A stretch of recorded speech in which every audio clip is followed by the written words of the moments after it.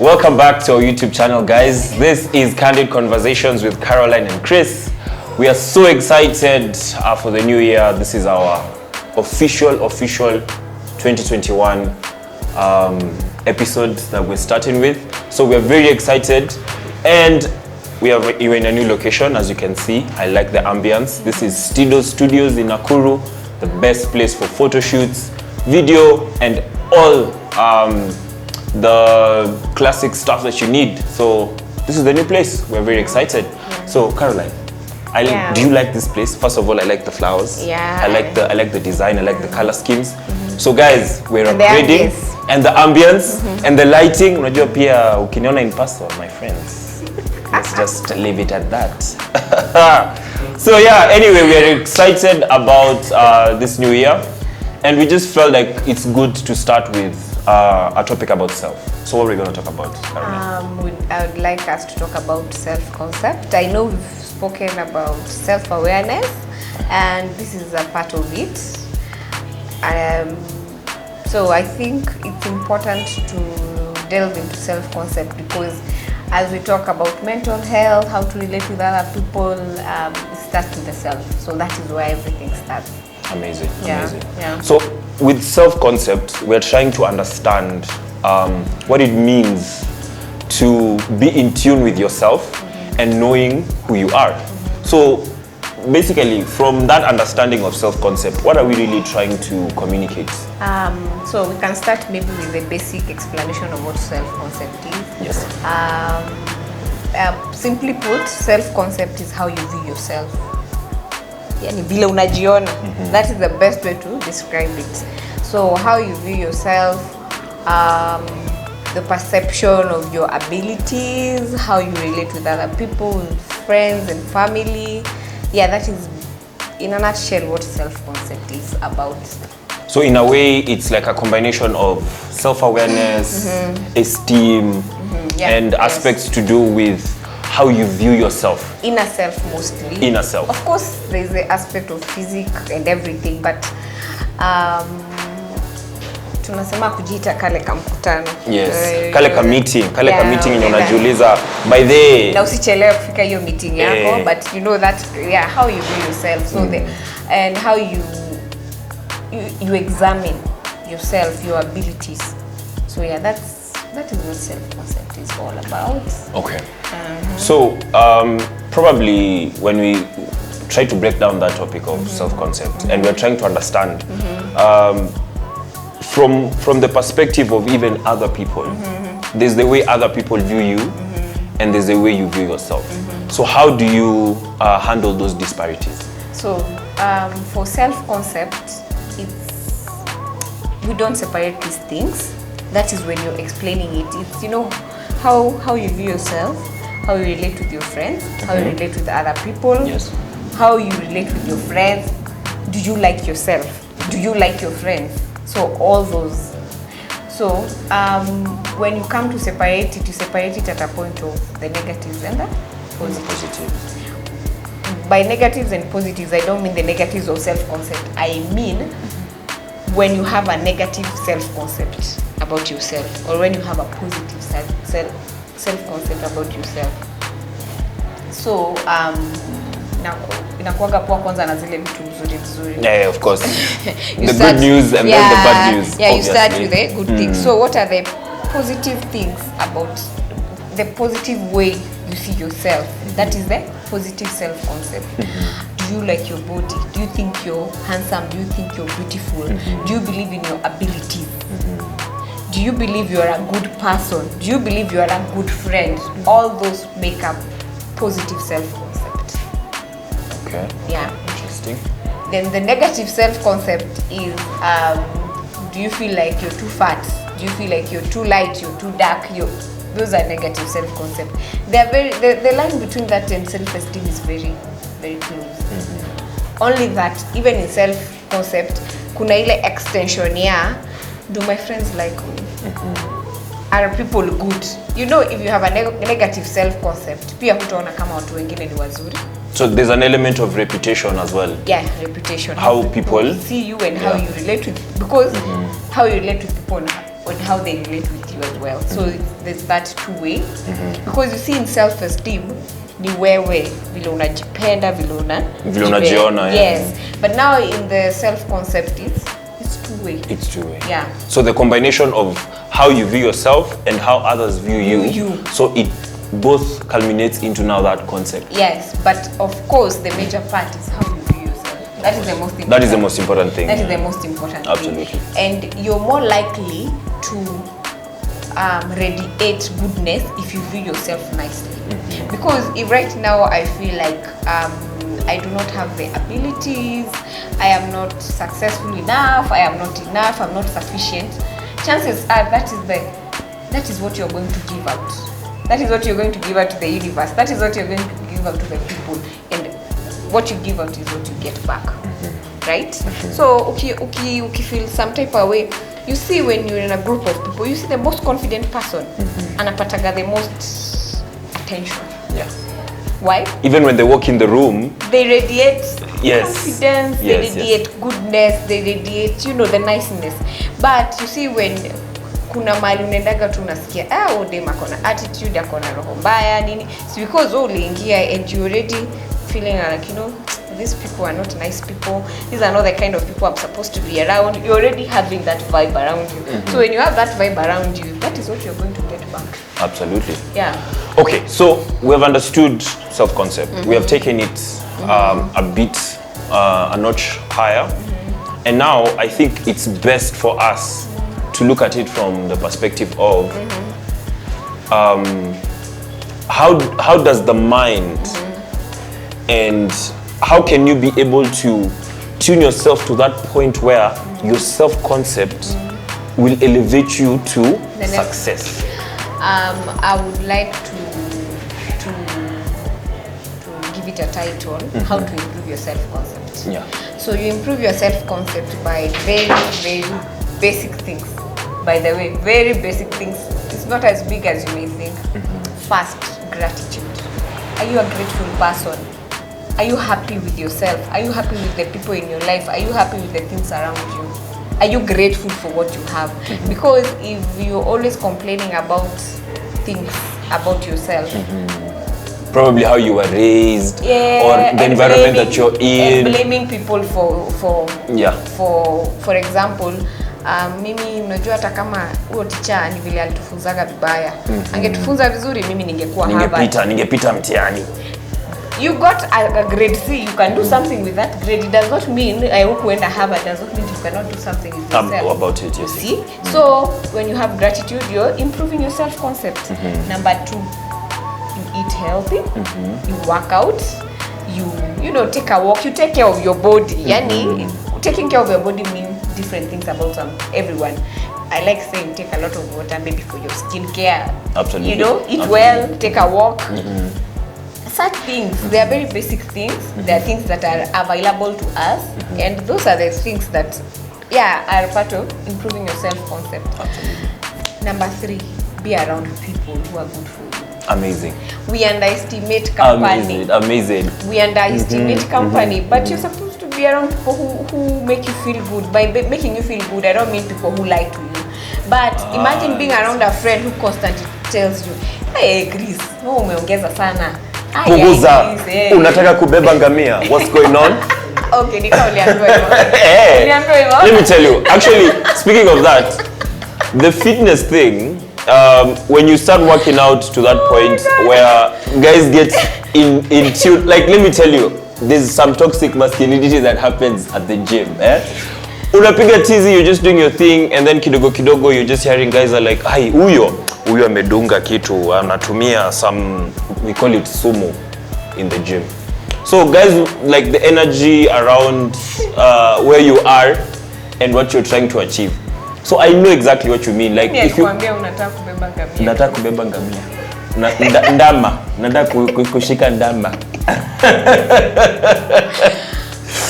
But me, I take it with positivity because at the end of the day, I have my reasons for working out, and I know what I'm trying to achieve. And you know why. And there's no place I've ever had where bigger is worse, bigger is better. So I don't compromise with that at all. So anyway, back to self-concept. So in a way, it also comes down to if you view yourself with positivity and with the idea that you're trying to break off those negative vibes that come from the people around you.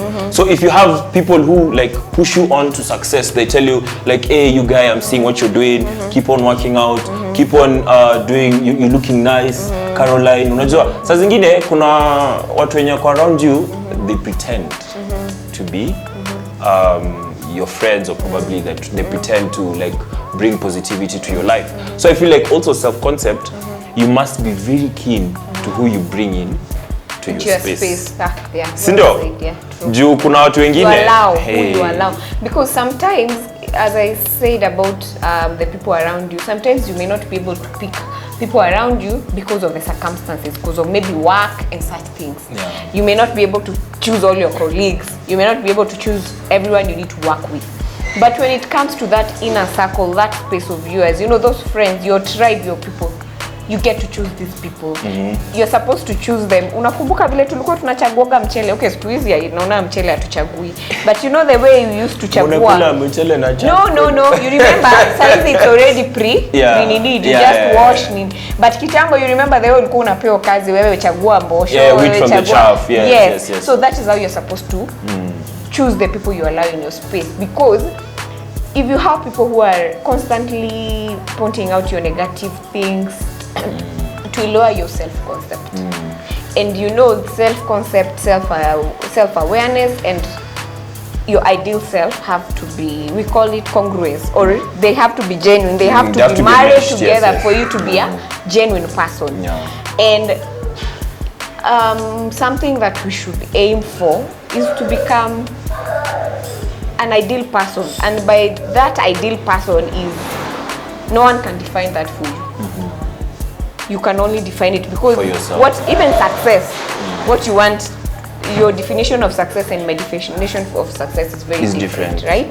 So the other point in improving your self-concept is taking care of your thoughts, which is very, for me, I think it's the hardest because the mind is the biggest organ in controlling almost everything. So taking care of your thoughts. So the books you read, what the kind of content you're taking in. Yeah, the kind of, especially now because of the internet, there's so much things you can get out there. So control what you. Absolutely. You see, sometimes people take breaks, and people is me. You take breaks from the internet, not for long, for 3 days, for a week, and it's like, hey, why are you? Mbona unajitenga? But sometimes. Sijakuona online. Yeah, but sometimes utaingia uingie maybe pale Kilimani upate, wamama, kazi ya wamama ni kazi. It's negativity. No, Kikuyu women. Oh, Luo men. It's negativity all the way. So sometimes you have to see what you're watching. And then nowadays everyone seems to like think they know all the answers. Kila mtu unaenda pali, let me advise you, let me tell you. Motivational speakers mulima ndio hao wanasema you know what, I know the answers to your problems. And yet when you build on self-concept, you understand that there's not even one single person who will ever understand your situation. Exactly. There's no one who will ever know that this is how you've gone through your life and this is at the point where you are and this is where you want to go. So I feel like at some point, especially men, right now, nasiko baya, but wanaume maze, what's going on? We need to take a moment, like a step back and really ask ourselves, like, what is it that we want to do with ourselves? Because there's an interesting video I actually saw today about a lady who was talking about if you're a man and you're just wasting time, you know, with plenty women, going out drinking, all that energy you're investing in others should be investing on you. You should be taking time and like understanding that this time I should be focusing on building my future, building my skills. Because a true man understands sacrifice is inevitable. Something has to give. So if you're postponing that sacrifice, a time will come when the rest of us are like tumeomoka or whatever, that's when you're like, oh snap, I need to be doing this and that. So self-concept comes with how you value yourself, and then remember what you said the other time, saying no. That idea of kukataa means you've already started understanding the things that work for you and the things that don't work for you. Mtu anakuambia hey yo, you are supposed to meet some guys for a meeting. Mtu anakuambia hey, niko na kamzinga kuja mbio mbio, you know, that's niko na ka form na si ya cyber kuja, you know, and then next thing you know, you cancel everything that could probably have made you to network and all that. So wanaume kata, those ladies say no. yeah, it's true, and I'd like to add on that. I think the main problem is fear of missing out. Yeah. Fear of missing out. You feel like all my friends are going out there doing this, like you're going to miss out a lot. There's something my dad likes to say in terms of watch soap operas. He keeps telling my younger sister, our youngest, she's 16, 17. Mama walikuwa wanaona hizi vitu. Nilikuwa na wakataza wakiwa high school. Ile inaitwa mother-in-law iko mpaka saa hii. Yeah. And at that moment I was like, really daddy, let me watch this. And now when my sister is being told that, and I'm like, Kai, this man was actually right. You know, that fear of missing out. We no longer watch those things. Hata ukieka nikiwa hapa, I'm not saying it's wrong to watch it. I'm just saying from that angle of ukiitwa something important versus road trip, weigh your options. Don't have that fear of missing out. You cannot be everywhere doing everything at the same time. Also, instant gratification. Instant gratification. You see, absolutely. you have to delay. That one even links with drugs. Yes, you have to delay the gratification for you to kuvuna vizuri pale mbele. Absolutely, yes. Absolutely. So there is something I wanted to add before we wind up on self-concept. It seems like a very basic topic. Sure. But it affects our relationships so much. As and well. by relationships, I don't mean romantic relationships only. I mean even at home. Friendships. Yeah. Because if you have is it thwarted? What's the right word? If your self-concept is a bit shaky, meaning your self-esteem, your ideal self. By ideal self, I keep saying the ideal self. In counseling, we have the ideal self and what you are right now. Yeah. So what we do, we strive to bring them together. It is so hard because of the traumas that we've gone through, the way life is taking us, and challenges. But you try that your real, wewe mwenye uko sahi, real self, you know, Chris, and the ideal self, that person you want to be, isikuwe so far apart. Absolutely. Because when it's so far apart, it gives you a lot of pathologies. So you try as much as possible ikuwe pamoja. So you see the ideal self, the self-esteem, and the self-concept. You try and work on them as much as possible, ndio ukuwe as real as possible. Ukuwe as genuine as possible. Genuine with yourself and genuine with other people. Because chances are, if you're true to yourself, you'll be true to your relationships, to your friendships, and you'll have better relationships and better friendships. Amazing, amazing. Yes. So thank you for that. And just for all those who are listening and watching us, concept of how you view yourself is very important. It goes down to even the relationships that you form. If you find yourself going out, dating here and there, just, you know, going from the next person to the next, you probably have not taken time to understand what your concept is, who you are, and what you want to be. I'll still go back to the men. Your purpose comes from your self-concept. So once you discover your self-concept, you're on your way to your purpose. True. And the way Caroline has talked about, it starts with the mind, it starts with you understanding and putting all those things together and mesh them.